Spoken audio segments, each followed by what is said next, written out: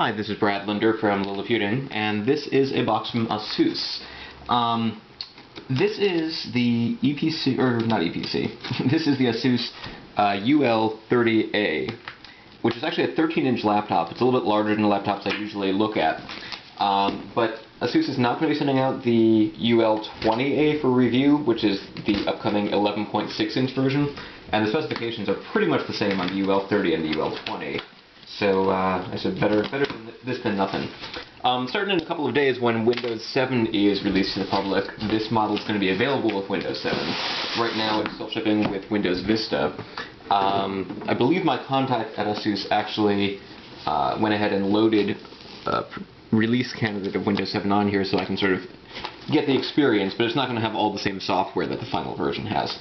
So here's the box, and it opens up this way. Actually, it opens that way.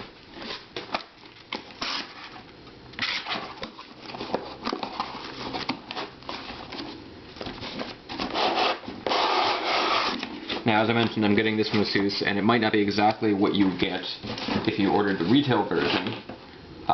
For example, this will probably look a little bit nicer, but we've got a power cable,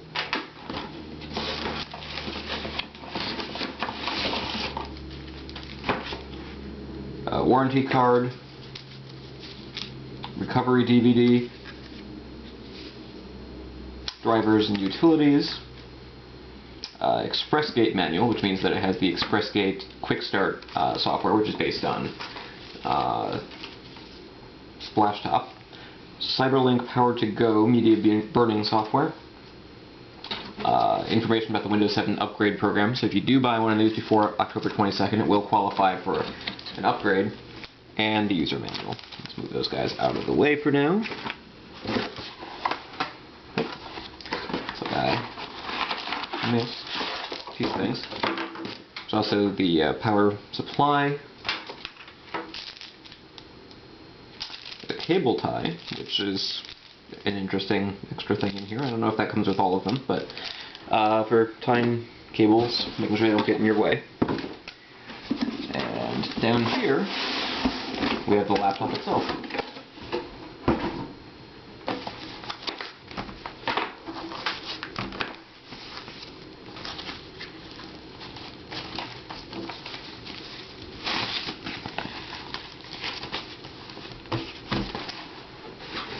Just make sure that you can see everything here. Yep. So the laptop, again, is a 13-inch laptop. It's a little bit smaller than some laptops that you'll find, but bigger than your typical netbook.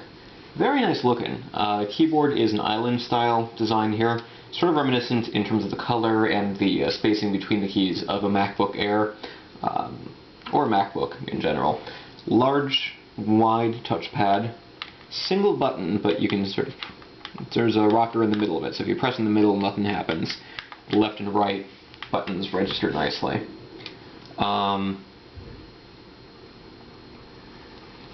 Keys all pretty much in the right places. Power button up here.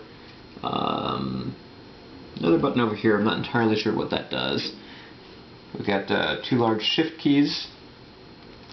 Page up, page down dedicated keys. End key, home, plus arrow keys. Because it is larger than your typical netbook, there's room for dedicated keys that would sometimes be doubled up on others. That said, there does seem to be on the keyboard here, I don't know if you can see it, the little runner icon, which indicates to me that there's some sort of overclocking feature, because that's the same icon that they use for the Asus Super Hybrid engine on netbooks that have Intel Atom processors.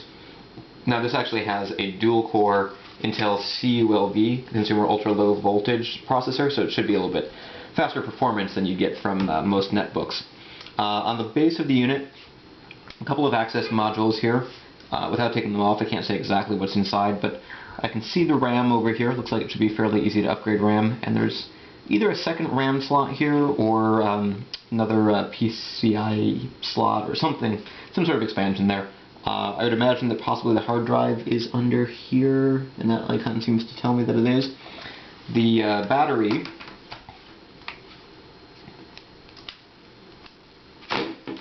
is fairly wide, takes up most of the space on the computer, and it's an 84 watt-hour battery. It's 5600 milliamp,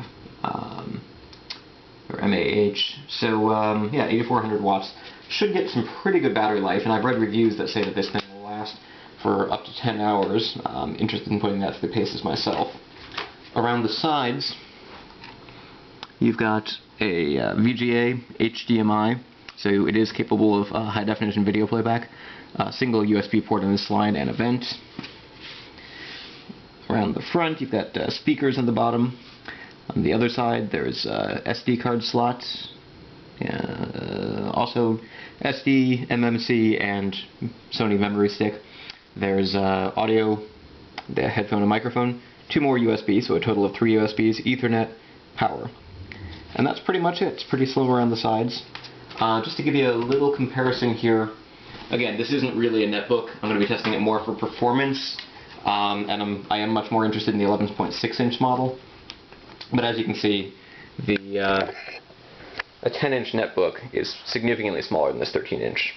So while this 13-inch notebook is smaller than your typical 15-inch or even a 14-inch model, it's pretty big for a netbook.